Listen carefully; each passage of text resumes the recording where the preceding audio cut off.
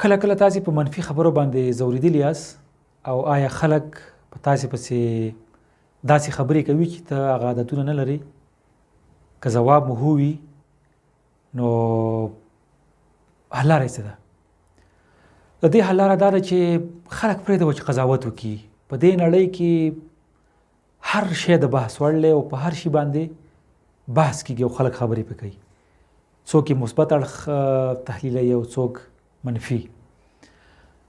هغه جوهر، هغه مثبت عادتونه او هغه ښه اخلاق او هغه ښه کردار یا ښه کرکټر چې ته په خپل شخصیت کې لري هیڅ کله د خلکو په خبره باندې له منځه نشي تللی.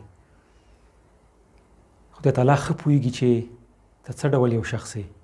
پرېږده چې خلک خپل قضاوت وکړي. یوه ورځ به همدغه خلک ستا په اړه ډېر مثبت قضاوت ولري. هغه یوه مشهوره خبره هم ده که نه چې هغه ونه په ډبرو ویشتل کېږي چې ډېره ښه میوه لري.